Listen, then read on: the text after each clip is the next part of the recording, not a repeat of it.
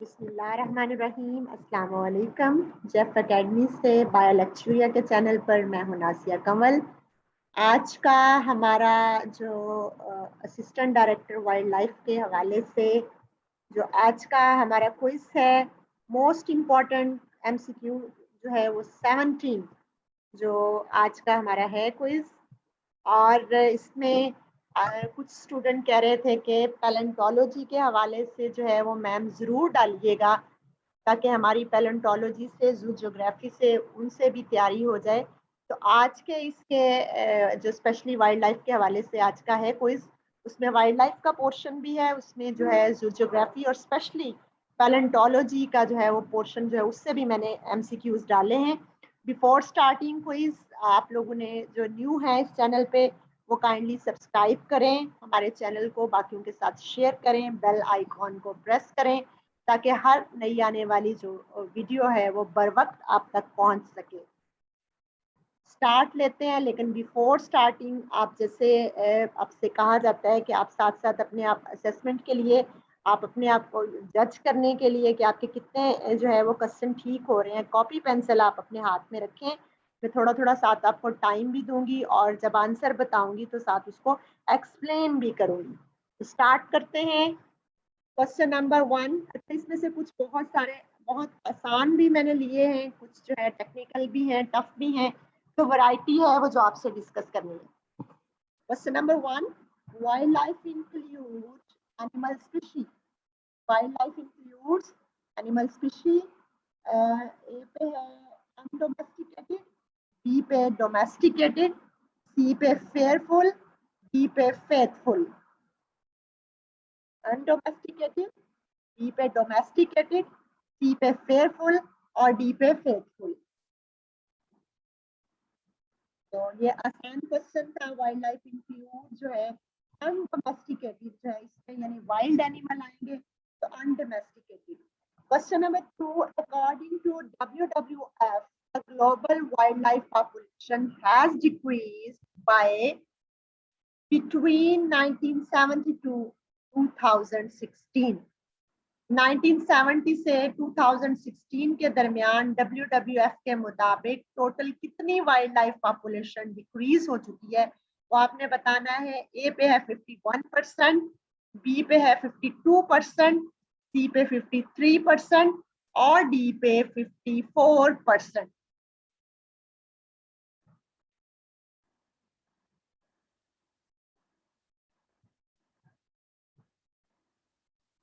Answer है जी इसका 52%।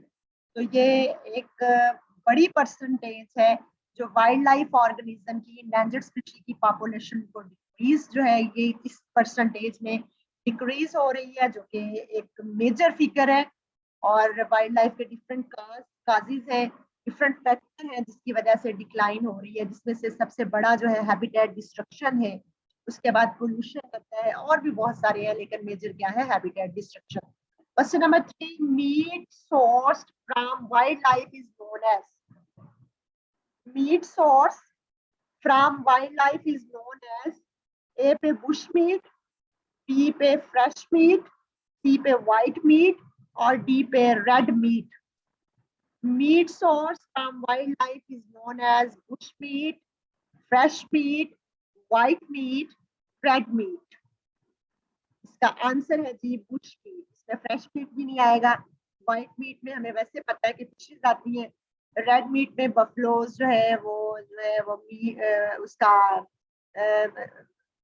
Sheep, गोट, cause. तो ये हमारा ये बुश मीट जो है इसका राइट आंसर है। अगला क्वेश्चन है question number 4, monkeys and use for pet trade. Pet trade में उनको जो है पेट के तौर पर ज्यादातर पाला जाता है। वो किन को?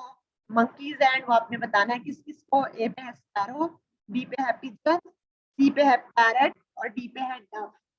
तो इनमें से मंकीज के बाद जो है वो सेकंड वन कौन सा है? तो वो है पैरट, क्योंकि मंकीज को भी जो है और पैरट को भी जो है पेट रेट के तौर पर यूज किया जाता है। पिजन जो है उसका कम आता है निस्बतन पैरट। पैरट को जो है वो ज्यादा तौर पे पेट रेट के तौर पर इस्तेमाल किया जाता है। Question number 5, eagle and what and their feathers have great cultural and spiritual value to Native Americans. Eagle और सेकंड का आपने बताना है कौन सा, और उनके feathers जो है have been cultured and spiritual value to Native Americans. ए पे है कि frog, बी पे snake, सी पे hawk और डी पे crocodile. अच्छा, अब इस क्वेश्चन में ही आंसर छुपा हुआ है. अगर आप देखो कि ईगल और उसके बाद सेकंड का पूछा हुआ है एंड देयर फैदर्स, और आपको पता है फैदर्स जो होते हैं वो होती बर्ड्स में है, तो इसमें तो जो बर्ड वाला है उसको आपने लेना है. फ्रॉग के भी फैदर नहीं है, स्नेक के भी नहीं है, क्रोकोडाइल के भी नहीं है. तो इस तरह के कॉमन सेंस से रिलेटेड क्वेश्चन भी आते हैं जिनका हमें आंसर नहीं आ रहा होता है, लेकिन उसी क्वेश्चन में आंसर छुपा हुआ है. क्योंकि फैदर्स है तो हाथ इज अ बर्ड, तो या जाहिर है वो ईगल के साथ क्या आएगा, हाक्स. और वैसे भी ईगल की ही फैमिली से हाक्स बिलोंग करते हैं, फाल्कन भी, हाक्स भी. तो ये हाक आएगा, hawk is the right answer. Question number 6, Kruger national park is present in. Kruger national park is present in, A पे है साउथ कोरिया, बी पे साउथ अफ्रीका, सी पे नॉर्थ कोरिया, डी पे अमेरिका. पाकिस्तान के जो national park है वो detail से करवाए हुए. तो क्रूगर नेशनल पार्क काफी फेमस और बड़ा नेशनल पार्क है. ये पाकिस्तान में तो नहीं है, तो ये कहाँ पे है, तो ये देखना है. ये अमेरिका में जो है क्रूगर नेशनल पार्क जो है वो पाया जाता है. इस तरह जो फेमस जो है वर्ल्ड वाइड नेशनल पार्क है वो आपने तैयार करने हैं और उनकी लोकेशन भी. इसी तरह question number 7, period wild life sanctuary is situated in. Period wild life sanctuary कहाँ पाई जाती है, ए पे है साउथ इंडिया, बी पे साउथ पाकिस्तान, सी पे साउथ अफ्रीका और डी पे साउथ कोरिया. तो पीरियड वाइल्ड लाइफ सेंचुरी ये वर्ड जो है पाकिस्तान में तो हम इसको नहीं सुनते, तो ये साउथ इंडिया में जो है ये सेंचुरी काफी बड़ी सेंचुरी है, तो ये वहां लोकेट करती है. पाकिस्तान की जो फेमस है उनमें से रन ऑफ कच्छ जो है वो अक्सर उसका पूछ लेते हैं, तो वो वाइल्ड लाइफ सेंचुरी है. सीजनल मार्श है, तो इसका अपने ये जो फेमस सेंचुरीज है वो देख लीजिए. Question number 8, Ayubia national park is present in district. Ayubia national park कौन से डिस्ट्रिक्ट में पाकिस्तान के है, ए पे एबटाबाद, बी पे गिलगित बल्तिस्तान, सी पे एस्टोर और डी पे मरी. तो यहाँ पर जो मेन जो है इसका, चूंकि अयूबिया जो है वो एबटाबाद के ही नजदीक है, एबटाबाद ही उसका डिस्ट्रिक्ट आएगा. तो एबटाबाद में जो है आपने कहना है कि अयूबिया नेशनल पार्क जो है वो वहां पे लोकेटेड है. अगला question, question number 9, Lal Suhanra national park and are the only 2 biosphere of Pakistan. एक लाल सुहाना नेशनल पार्क और दूसरा कौन सा है जो बायोस्फीयर है पाकिस्तान का, क्या ए पे ज़ियारत जोनीपर फॉरेस्ट है, या बी पे अयूबिया नेशनल पार्क है, या सी पे रन ऑफ कच्छ, या डी पे कीरथर नेशनल पार्क. तो मैं अपने लेक्चर में भी जब ये करवाया था तब भी इसका बताया था. अगर आपको याद हो कि 2016 में जो है 2 ही पाकिस्तान के नेशनल जो है ये बायोस्फीयर डिक्लेयर हुए. उनमें से एक जो है लाल सुहारा नेशनल पार्क है और सेकंड वन है Ziarat juniper forest. These are the only 2 biospheres of Pakistan. कब से, 2016. Question number 10, Lal Suhanra national park is situated in. बहुत आसान, कहाँ पे पाया जाता है, ए पे इंडिया, बी पे पाकिस्तान, सी पे नेपाल, डी पे चाइना. तो हमें पता है कि लाल सुहारा नेशनल पार्क जो है वो Pakistan. Question number 11, destruction of wildlife is the destruction of wildlife is the destruction of A पे plant, B पे birds, C पे animals, D पे human. तो वाइल्ड लाइफ की डिस्ट्रक्शन जो है वो किसकी है, वो डेफिनेटली वो ह्यूमन की जो है डिस्ट्रक्शन है, और सबसे ज्यादा लॉस भी ह्यूमन को होगा. Question number 12, the biggest tool in the fight against global warming is. The biggest tool in the fight against global warming is, जो टूल है जो फाइट करता है ग्लोबल वार्मिंग के अगेंस्ट क्या है, ए पे लैंड, बी पे अर्थ, सी पे इकोसिस्टम और डी पे नेचर. और नेचर ही वो बिगेस्ट टूल है जो किसके खिलाफ है, ग्लोबल वार्मिंग. और नेचर में अगर हम डिस्ट्रप्शन करेंगे, इंटरफेयर करेंगे तो तभी प्रॉब्लम आएगा. अदरवाइज जो बैलेंस है हमारे इकोसिस्टम में वो नेचर की वजह से है, नेचर ही उसको मेंटेन कर रही है। इस तरह के क्वेश्चन भी आ जाते हैं। Question number 13, as wild and domestic animal come close it cause jumping of disease to. फिर से रिपीट कर देती हूँ, as wild and domestic animals come close it cause jumping of disease to. A पे एनिमल, बी पे human, C पे plants और D पे अर्थ। तो जब ये डोमेस्टिक और वाइल्ड एनिमल आपस में करीब आते हैं, उनसे जो शिफ्टिंग है डिजीज की वो इन एनिमल से किस में होती है, तो डेफिनेटली वो ह्यूमन में होती है। उसकी एग्जांपल भी आगे देखते हैं। Question number 14, the example of disease caused by wild and domestic interactions। जो डिजीज है वो वाइल्ड और डोमेस्टिक के इंट्रैक्शन से आती है। कौन सी? ए से है इबोला, बी पे है कोरोना, सी पे बोथ ए एंड बी और डी पे नन ऑफ दीज। तो ये both B, A and B आएगा। इबोला जो वायरल डिजीज है वो भी और कोरोना भी, ये दोनों आएंगी। Question number 15, Ebola is thought to be spread from to human. किससे ये ह्यूमन से ह्यूमन के पास आती है? क्या स्नेक से ये ह्यूमन को लगती है, बी में मंकी से ह्यूमन को लगती है, सी पे पेंगोलन से, या डी पे बैट? तो बैट से ये जो है ह्यूमन को लगती है। तो बैट से यानी वाइल्ड एनिमल से किस तरफ आई? ह्यूमन से। अगर इनका इंट्रैक्शन होगा तो डेफिनेटली इस तरह की डिजीज सामने आएगी। Question number 16, the virus of Ebola was first discovered in. क्योंकि इबोला जो है वो वायरल डिजीज है, उसमें क्लॉटिंग बहुत देर से होती है, जिसकी वजह से हेमरेज बहुत ज्यादा हो जाता है, ब्लड लॉस बहुत ज्यादा हो जाता है, सीवियर है, डेंजरस डिजीज है। सबसे पहले कब डिस्कवरी इसका वायरस हुआ? क्या 1976 में, 1980 में, 1983 में या 1996 में? तो 1976 में ये वायरस जो इबोला काज करता है सबसे पहले डिस्कवर हुआ। Question number 17, the species diversity is high in. सबसे ज्यादा बायोडाइवर्सिटी कहाँ पे हाई होती है? ए पे टुंड्रास में, बी ग्रासलैंड इकोसिस्टम में, सी ट्रॉपिकल इकोसिस्टम में, D tropical rain forest ecosystems. तो ये मैंने पहले भी बताया हुआ है कि सबसे ज्यादा ट्रॉपिकल रेन फॉरेस्ट जो बायोम्स हैं उनमें है, और उसमें मेजर वन जो है अमेज़न है, जो साउथ अमेरिका में ब्राजील में जो है वहां पे है, जिसमें दुनिया का सबसे लंबा जो है रिवर भी वहीं पर है।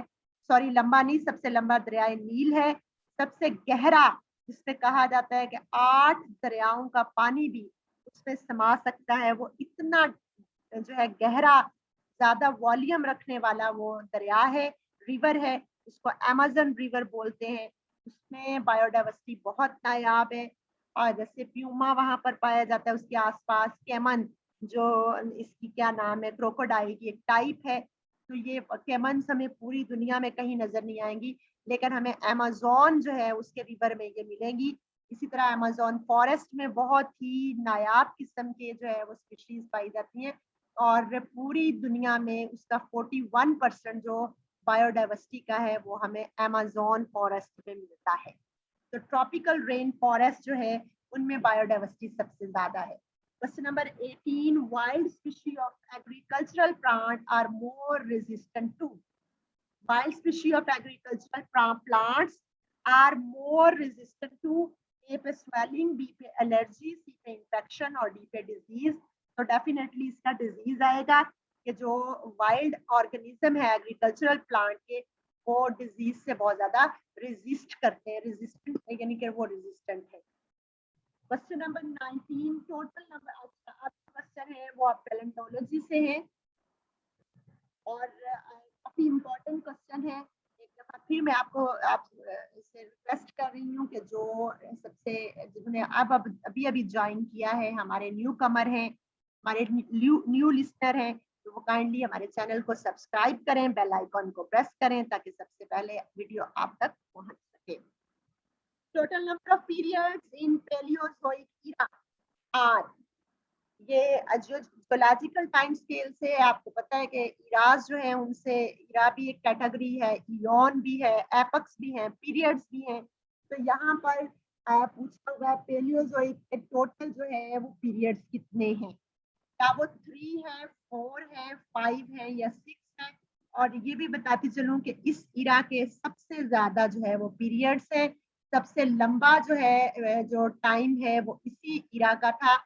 और सबसे ज्यादा जो इनवर्टिब्रेट की जो ऑर्गेनिज्म जो है वो बने, उनकी डाइवर्सिटी हुई, वो भी इसी इरा में हुई। तो टोटल कितने पीरियड है इसके? 6, जिसको कैम्ब्रियन, ऑर्डोविशियन, साइलूरियन, कार्बोनिफेरस,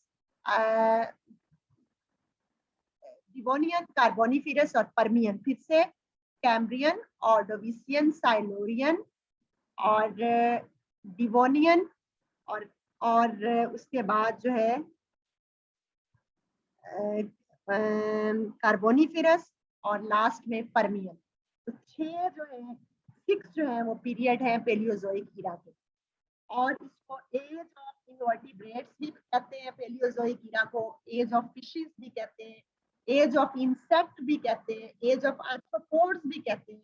तो यहाँ पे पेलियोजोइक इरा जो है वो सबसे लार्जेस्ट जो है वो इरा है। और इसका मतलब है, पेलियो का मतलब पुराना, जोइक का मतलब लाइफ, पुरानी लाइफ जो है, एंशियंट दौर जो है वो कौन सा है? वो पेलियोजोइक का। Mesozoic era are also named as, Mesozoic को मिडल एज भी बोलते हैं और इसको एक और नाम से भी पुकारते हैं। ए पे है एज ऑफ इनवर्टिब्रेट्स, बी पे है एज ऑफ वर्टिब्रेट्स, सी पे है एज ऑफ रेप्टाइल्स और डी पे है एज ऑफ मैमल्स। तो मीसोजोइक इरा इस लिहाज से फेमस है कि इसमें डायनासोर जो है वो फ्लरिश कर गए थे सबसे ज्यादा।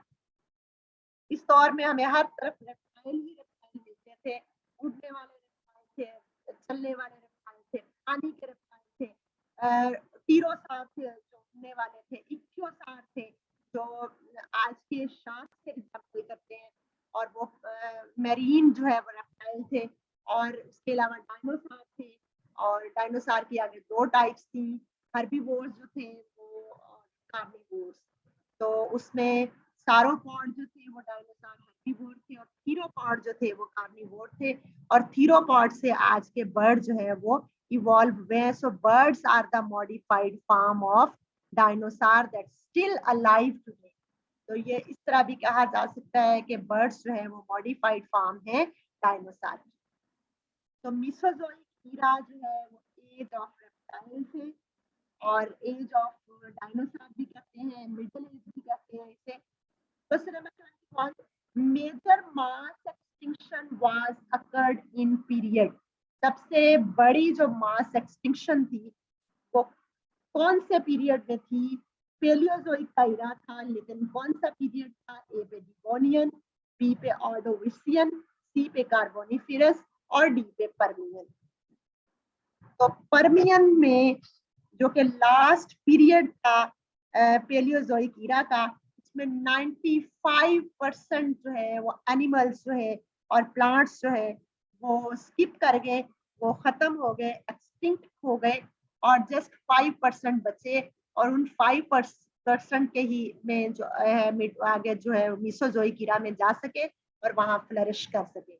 तो टोटल कितनी मास एक्सटिंक्शन है ये आगे मैं आपसे शेयर भी करती हूँ, और कब कब जो है वो मास एक्सटिंक्शन हुई, और अब कौन सी जो है मास एक्सटिंक्शन आने वाली है, ये इनके बारे में करते हैं। क्वेश्चन नंबर है 22, total number of in Cenozoic era are. सबसे बड़ी जो कैटेगरी है पैलेंटोलॉजी में, जोलॉजिकल टाइम स्केल में, वो है इयॉन। उसके बाद है इरा, इरा के बाद उसके अंदर जो है वो कैटेगरीज है पीरियड्स की, और सबसे छोटे जो होते हैं उन्हें एपक्स बोलते हैं। तो यहाँ पे सीनोजोइक इरा के टोटल नंबर ऑफ एपक्स पूछे हैं, क्या वो 4 है, बी पे 5 है, सी पे 6 है या डी पे 7 है? तो राइट आंसर है 7, और उनके नाम हैं जी Paleocene, Eocene, Oligocene, Miocene, Pliocene, Pleistocene and recent.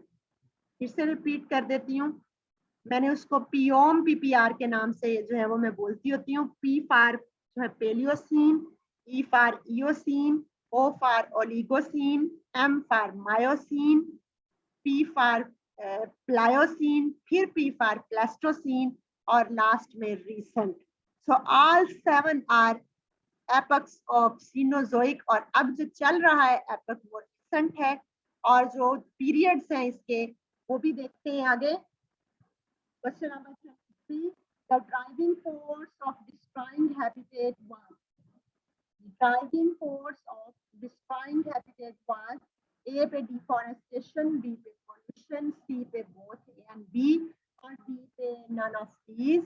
तो डिफॉरेस्टेशन भी और पोल्यूशन भी के ड्राइविंग फोर्स है किसी भी हैबिटेट की डिस्ट्रक्शन के हवाले से। अच्छा, क्वेश्चन नंबर 24 है tertiary and quaternary period of era. Tertiary और क्वार्टनरी पीरियड कौन से इरा के हैं? पेलियोजोइक के हैं, मीसोजोइक के हैं, सीनोजोइक के हैं या फनेरियोजोइक के हैं? तो टर्शरी और क्वार्टनरी, क्वार्टनरी अब चल रहा है, टर्शरी गुजर गया है और क्वार्टनरी का एपक रिसेंट चल रहा है। तो ये जनाब पीरियड्स हैं सीनोजोइक के। अब अगर हमें पूछा जाए कि उसके पैलेंटोलॉजी के हवाले से आपने बताना है कि अब कौन सा इयोन चल रहा है, तो इयोन हमारा चल रहा है फनेरियोजोइक, और इरा कौन सा है वो है सीनोजोइक। उसके अंदर पीरियड कौन सा चल रहा है वो है क्वार्टनरी, और क्वार्टनरी के अंदर अब एपक कौन सा है? रीसेंट। तो ये इंफॉर्मेशन आपको जो है मैं उम्मीद करूंगी ये काफी आपके लिए हेल्पफुल होगी। Question number 25, earth is now with an ah mass extinction event. अब जो है जोन सी मास एक्सटिंक्शन अर्थ की होनी है तो कौन से नंबर की होनी है? 5th, 6th, 7th या 9th? यानी पिछली टोटल कितनी मास एक्सटिंक्शन हो चुकी है और अब कौन सी होनी है? तो वह है जो टोटल बिग 5 मास एक्सटिंक्शन हो चुकी है और अब छठी जो है मास एक्सटिंक्शन होनी है, जिसको हम क्यामत समझते हैं कि क्यामत होगी। This one will be the last mass extinction. पहली जो 5 थी उनमें से जो सबसे पहली थी वो ऑर्डोविसियन पीरियड के एंड में थी, दूसरी जो है वो डिवोनियन पीरियड के एंड में हुई, थर्ड जो दुनिया की लार्जेस्ट थी वो परमियन के एंड में हुई, फोर्थ वन जो है वो समझा जाता है ट्राइएसिक में, जो मिसोजोइक का इरा था ट्राइएसिक के एंड में, और फिफ्थ वन जो है क्रीटेशियस के एंड में, और सिक्स का जो है वो अब जो है वो अगर होगी तो अब वो 6 होगी जो क्यामत के नाम से हम जानते हैं। 6 1 अगर तो नहीं डेफिनेटली होगी तो वो 6th नंबर की होगी। Question number 26, mass extinction is the loss of about quarters of all living species around the globe। एक मास एक्सटिंक्शन को कब हम कहेंगे? जब कितने क्वार्टर लॉस होगा? 1 2 3 या 4? टोटल कितने quarter of are living species का लॉस होगा? जी 3 क्वार्टर्स अगर जो है वो लॉस हो जाएगा तो तब वो क्या कहलाएगी? Mass extinction. और question number 27, the last and most probably well known mass extinction was. सबसे लास्ट की जो हुई है वो कब हुई है? ए पे कौन से पीरियड में? कैम्ब्रियन, बी पे परमियन, सी पे डिवोनियन और डी पे क्रीटेशियस, जैसे मैंने अभी बताया भी है। तो क्रीटेशियस में जो है इसमें डायनासोर खत्म हो गए जितने भी दुनिया के थे, उड़ने वाले रेप्टाइल, पानी में रहने वाले रेप्टाइल। तो 85% मोर देन 85% जो ऑफस्प्रिंग थे, जो सॉरी ये एनिमल्स थे, प्लांट्स थे, उनकी एक्सटिंक्शन हुई क्रीटेशियस में, जो कि मीसोजोइक का सबसे लास्ट वाला पीरियड था उसके अंदर।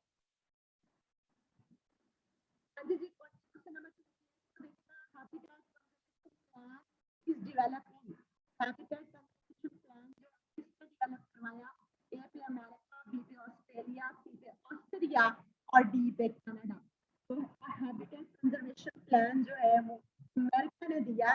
और अगला है जी habitat that require protection in a habitat conservation plan is called habitat. उसको क्या कहेंगे? ए पे हैबिचुअल, बी पे रिस्की, सी पे इंडेंजर्ड और डी पे क्रिटिकल। उसका क्या नाम होगा? उसका नाम होगा क्रिटिकल हैबिटेट। तो ये लास्ट का डी ऑप्शन ठीक है। और question number 30, conservation plan MSCP encompasses species. Total कितनी स्पीशीज आती हैं कंजर्वेशन प्लान में? 82, 84, 85 या 86? तो वो है टोटल 85। तो मैं उम्मीद करूंगी कि आज का जो आज के एमसीक्यूज में आप लोगों के लिए लेके आई थी, जिसमें पैलेंटोलॉजी के हवाले से भी काफी कुछ था। वो आपकी डिमांड के मुताबिक था कि मैम जो हमें पैलेंटोलॉजी की तैयारी करवाएं, जियोग्राफी की करवाएं, क्योंकि वाइल्ड लाइफ में डाइवर्सिटी के साथ साथ इनसे भी आता है। तो मैंने वो वहां से क्वेश्चन लिए और उम्मीद करूंगी ये बहुत ही आप लोगों के लिए हेल्पफुल साबित होंगे। अपना बहुत ख्याल रखिएगा। ये कॉन्टैक्ट नंबर जो हमारे व्हाट्सएप का ग्रुप का ये नंबर है, उसमें आप आना चाहें वो आपके सामने है। और इसके अलावा जो है हमारा जो फेसबुक का लिंक है वो आप लोगों के साथ शेयर किया है। अपना बहुत बहुत ख्याल रखिएगा। अल्लाह।